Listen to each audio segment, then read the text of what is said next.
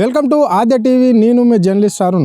రాష్ట్ర ప్రభుత్వం ఏర్పడి 1 ఇయర్ గడిచిపోయింది. ఆ 1 ఇయర్ తర్వాత ఇక్కడ ప్రజలకు ఇస్తున్న 6 గ్యారంటీల హామీలు నెరవేరినాయా లేదా అనే అంశాలపైన ఇప్పుడు అడిగి తెలుసుకునే ప్రయత్నం చేద్దాం. ఇక్కడ యువకులు చాలామంది కూర్చున్నారు. ఇక్కడ అంబేద్కర్ మళ్ళా బౌద్ధుని విగ్రహం కట్ట మీద ఇక్కడ చాలామంది కూర్చున్నట్లు మనకైతే కనిపిస్తున్నారు. మరి ఇలా సమస్యలు అడిగి తెలుసుకునే ప్రయత్నం అయితే చేద్దాం.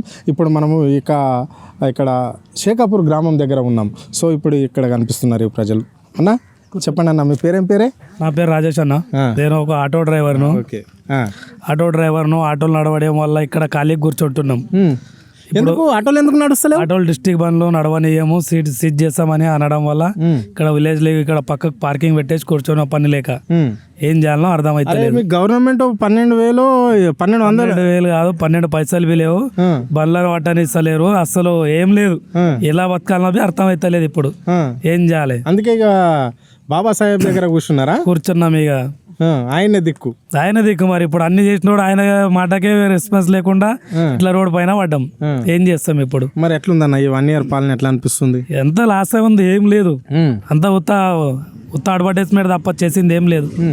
అంతా ఏమంటారు దానికి, ఉత్త అడ్వర్టైజ్ అంతే, ఇంకా చేసింది ఏం లేదు. అంతే. ఇక 6 గ్యారంటీలు ఇస్తామని చెప్పింది. ఏ గ్యారంటీ లేదు సార్. చేసుకొని తినడం తప్ప ఇంకే గ్యారంటీ లేదు. అంతే ఉంది. ఇంకంతా లాస్. టీఆర్ఎస్ ప్రభుత్వం ఉన్నప్పుడే అంతలో ఎంతనో పాలన బాగుండే. ఇప్పుడు మొత్తం లాస్ ఉంది. అరే ఇప్పుడు ఎందుకు రైతు బంధు పైసలు? రైతు బంధు లేదు, అసలు ఏమీ లేదు. ఉన్న భూములు అన్నీ పాడబడ్డాయి ఖాళీగా. రైతు భరోసా లేదు, ఏం లేదు. మాట్లాడు సార్. ఓకే చెప్పండి అన్న, మీ పేరేం పేరు? నా పేరు శేఖర్. నేను ఒక రైతును. నాకు ఉన్నది ఒక 2 ఎకర్ ల్యాండ్. నాకు ఒక 2,70,000 రూపాయలు లోన్ ఉంది. దానికి 78,000 కట్టాను ఇప్పుడు లోన్ అమౌంట్. ఇంకా 2 లాక్ రూపీస్ మాఫీ అయింది, కానీ వాడు ఏమీ పంపించలేడు. ఇప్పటివరకు బ్యాంక్ కూడా పోతే ఏమి స్పందించలేడు. ఇంతకుముందు 10 ఏళ్ళ గవర్నమెంట్, టీఆర్ఎస్ గవర్నమెంట్ బాగుండే. రైతు బంధు ఇవ్వబట్టిండే, ఎవరు మరణిస్తే 5 లక్షలు ఇవ్వబట్టిండే, కళ్యాణ లక్ష్మి ఇవ్వబట్టిండే. దానివల్ల అందరు రైతులు హ్యాపీగా ఉండ్రి. ఇప్పుడు ఈ గవర్నమెంట్ వచ్చేసరికి అందరు ఇబ్బందులు పడ్డారు. గవర్నమెంట్ నుంచి మొత్తం నష్టం ఉన్నా కానీ లాభం ఏం లేదు. మంచి గవర్నమెంట్ కోల్పోయి వేరే గవర్నమెంట్ తెచ్చి మాకు ఇబ్బందిలో పడుతున్నాం. అంతేనా? అంతే. ఓకే. ఇప్పుడు ఇక్కడ సీఎం కానీ గవర్నమెంట్ ఒక నిర్ణయం తీసుకుంటుందటనే, ఏంది 7 ఎకరాల భూమి ఉన్న వాళ్ళకు మాత్రమే రైతు భరోసా పైసలు ఇస్తాము అంటుందంట. దాన్ని ఎట్లా చూడొచ్చు మరి? ఇంతకుముందు 10 ఎకరాల వరకు ఉన్నవి కేసీఆర్ గవర్నమెంట్లో పైసలు ఇస్తుండే. 100 ఎకరాల వరకు ఇచ్చిండు, 10 ఎకరాలకు ఇచ్చిండు. మా దగ్గర 5-6 ఎకరాల ల్యాండ్ ఉంటే మాకు అమౌంట్ వచ్చింది. ఇప్పుడు మాకు రెండు విడతల నుంచి రైతు బంధు రావడం లేదు. మేము పంటే పెట్టలేము ఇప్పుడు డబ్బులు లేక. రైతు బంధు ఇస్తే డబ్బులు పంట వేసుకొని డబ్బులు పెడుతుంటే ఇప్పుడు మేము చాలా ఇబ్బందిలో ఉన్నాం. నష్టం ఉన్నది. ఇది వచ్చి మన గవర్నమెంట్ వచ్చింది, అంత లాస్లో ఉన్నది. ఏ పథకం కూడా ఇప్పటి వరకు మీ గ్రామంలో ఇంప్లిమెంట్ కాలేదా? కాలేదు. ఏ గవర్నమెంట్ ఇది కాలేదు, ఏ పథకమే కాలేదు. కళ్యాణ లక్ష్మి అన్నాడు కానీ ఒక తులం బంగారం ఇవ్వలేడు. రేషన్ కార్డు చెప్పిండు. రేషన్ కార్డు మొన్న వరకు రేషన్ కార్డు రాలేవు. ఇంతకుముందు గవర్నమెంట్లో కొన్ని రేషన్ కార్డులు వచ్చిండే. ఆ గవర్నమెంట్ బాగుండే, అందరికీ మంచిగా మేలు జరిగింది. మరి ఇప్పుడు ఏమనుకుంటారు ప్రజలందరూ? ఇప్పుడు స్థానిక సంస్థల ఎన్నికలు వస్తున్నాయి కదా గ్రామ పంచాయతీలలో, ఇప్పుడు ఎన్నికల ఎఫెక్ట్ ఎట్లుండబోతుంది?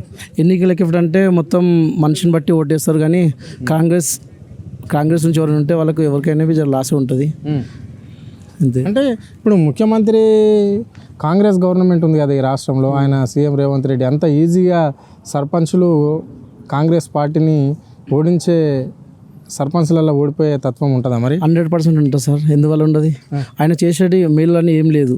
ఆయన అన్నాడు రైతు బంధు అని చెప్పిండు. రైతు బంధు ఇప్పుడు ఇస్తేనే మరి రైతులంతా ఓట్లేస్తారు కదా.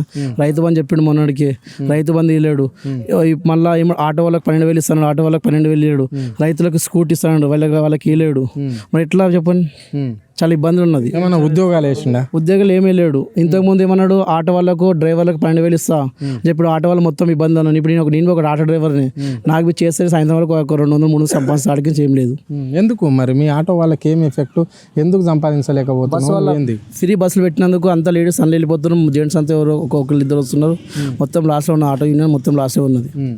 Okay right. ఇంకో పెద్ద మనిషికి ఇక్కడ కూర్చున్నాడు, ఆయన అడిగి తెలుసుకునే ప్రయత్నం చేద్దాం. ఇక్కడ మరి ఏంటి పెన్షన్ వస్తుందా నీకు? పింఛన్ వస్తుంది కానీ అదే 2,000 వస్తుంది. 4,000 వస్తలేదు. అరే 4,000 ఎట్లా ఇస్తారు? నీకు 2,000 కదా ఇచ్చేది పెన్షన్. అయ్యో మరి 4,000 మాట ఎందుకు ఇచ్చిండు వాడు? ఎవరు? రేవంత్ రెడ్డి.